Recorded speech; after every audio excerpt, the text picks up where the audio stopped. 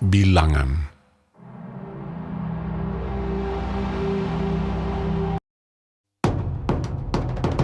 Inilah keturunan Harun dan Musa pada waktu Tuhan berfirman kepada Musa di Gunung Sinai.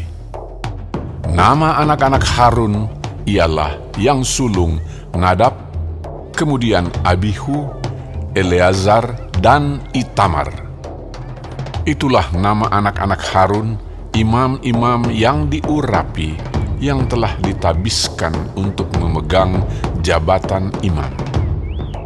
Tetapi Nadab dan Abihu sudah mati di hadapan Tuhan di padang gurun Sinai, ketika mereka mempersembahkan api yang asing ke hadapan Tuhan. Mereka tidak mempunyai anak. Jadi ketika Harun, ayah mereka, masih hidup, yang memegang jabatan imam ialah Eleazar dan Itamar. Tuhan berfirman kepada Musa, "Suruhlah suku Lewi mendekat dan menghadap Imam Harun, supaya mereka melayani dia. Mereka harus mengerjakan tugas-tugas bagi Harun dan bagi segenap umat Israel di depan kemah pertemuan, dan dengan demikian melakukan pekerjaan jabatannya pada kemah suci. Mereka harus memelihara segala perabotan kemah pertemuan dan mengerjakan tugas-tugas bagi orang Israel, dan dengan demikian melakukan pekerjaan jabatannya pada kemah suci. Orang Lewi harus kau serahkan kepada Harun dan anak-anaknya. Dari antara orang Israel, haruslah orang-orang itu diserahkan kepadanya dengan sepenuhnya. Tetapi Harun dan anak-anaknya haruslah kau tugaskan untuk memegang jabatannya sebagai imam. Sedang orang awam yang mendekat harus dihukum mati."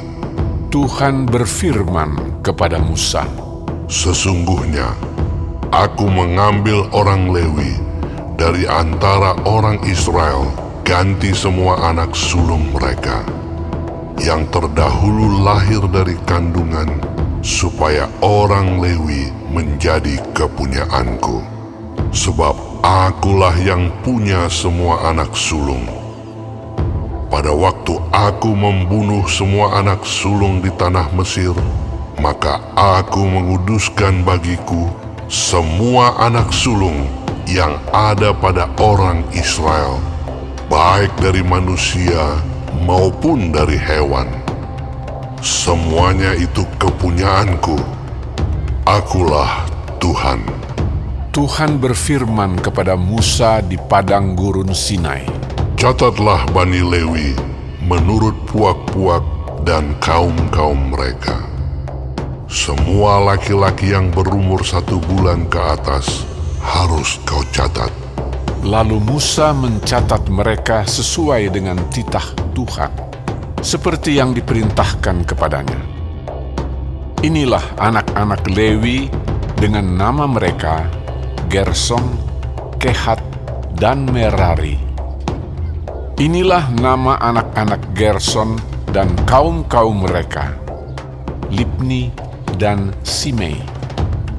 Anak-anak Kehat dan kaum-kaum mereka ialah Amram, Yizhar, Hebron, dan Uziel. Anak-anak Merari dan kaum-kaum mereka ialah Mahli dan Musi. Inilah kaum-kaum orang Lewi yang ada dalam puak-puak mereka. Puak Gerson terdiri dari kaum Libni dan kaum Simei. Itulah kaum-kaum Gerson. Jumlah pencatatan mereka ketika semua laki-laki yang berumur 1 bulan ke atas dicatat ada 7.500 orang. Kaum-kaum Gerson ini berkemah di belakang kemah suci di sebelah barat. Pemimpin puak Gerson ialah Eliasaf bin Lael.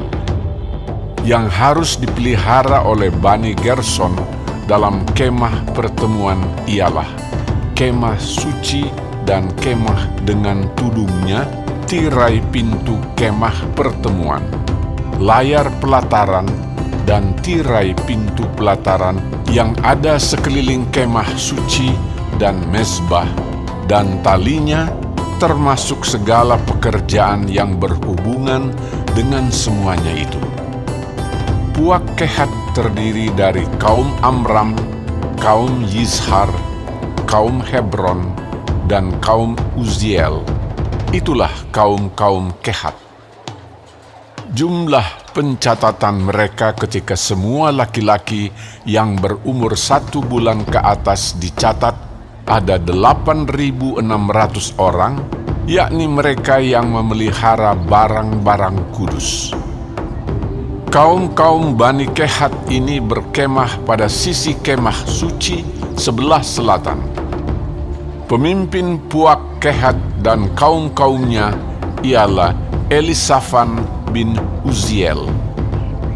Yang harus dipelihara mereka ialah tabut, meja, kandil, mesbah-mesbah, perkakas tempat kudus yang dipakai untuk menyelenggarakan ibadah, juga tirai, termasuk segala pekerjaan yang berhubungan dengan semuanya itu. Adapun pemimpin tertinggi orang Lewi ialah Eleazar, anak Imam Harun, yang mengawasi mereka yang memelihara barang-barang kudus. Puak Merari terdiri dari kaum Mahli dan kaum Musi. Itulah kaum-kaum Merari. Jumlah pencatatan mereka ketika semua laki-laki yang berumur 1 bulan ke atas dicatat ada 6.200 orang. Pemimpin Puak Merari dan kaum-kaumnya ialah Zuriel bin Abihail. Mereka berkemah pada sisi kemah suci sebelah utara. Yang ditugaskan kepada Bani Merari untuk dipelihara ialah papan kemah suci, kayu lintangnya, tiang-tiangnya, alasnya, segala perabotannya, termasuk segala pekerjaan yang berhubungan dengan semuanya itu, juga tiang pelataran sekelilingnya, alas, patok, dan talinya.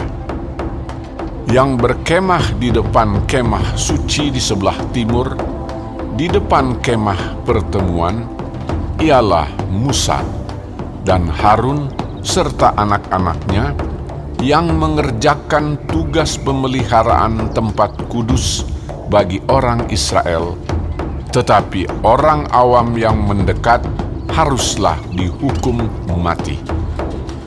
Jumlah orang Lewi yang sesuai dengan titah Tuhan dicatat oleh Musa dan Harun menurut kaum-kaum mereka, yakni semua laki-laki yang berumur 1 bulan ke atas, ada 22.000 orang. Lalu berfirmanlah Tuhan kepada Musa, Catatlah semua anak sulung laki-laki Israel yang berumur 1 bulan ke atas. Lalu hitunglah jumlah mereka, dan ambillah orang-orang Lewi bagiku. Akulah Tuhan. Sebagai ganti semua anak sulung yang ada pada orang Israel, juga hewan orang Lewi, ganti semua anak sulung di antara hewan orang Israel. Maka Musa mencatat semua anak sulung yang ada pada orang Israel, seperti yang diperintahkan Tuhan kepadanya. Semua anak sulung laki-laki yang dicatat namanya dalam pencatatan itu, yakni yang berumur 1 bulan ke atas, ada 22.273 orang. Lalu berfirmanlah Tuhan kepada Musa, Ambillah orang Lewi, ganti semua anak sulung yang ada pada orang Israel, juga hewan orang Lewi, ganti hewan mereka, supaya orang Lewi itu menjadi kepunyaanku. Akulah Tuhan.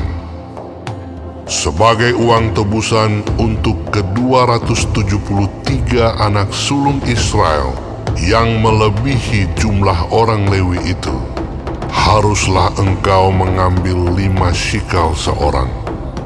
Engkau harus mengambilnya menurut shikal kudus. Shikal ini 20 gera beratnya. Berikanlah perak itu kepada Harun dan anak-anaknya sebagai uang tebusan untuk orang-orang yang kelebihan itu. Lalu Musa mengambil uang tebusan untuk orang-orang yang melebihi jumlah mereka yang telah ditebus oleh orang Lewi itu. Daripada anak-anak sulung Israel diambilnya perak itu 1.365 shikal, ditimbang menurut shikal kudus. Maka Musa memberikan uang tebusan itu kepada Harun dan anak-anaknya sesuai dengan titah Tuhan, seperti yang diperintahkan Tuhan kepada Musa.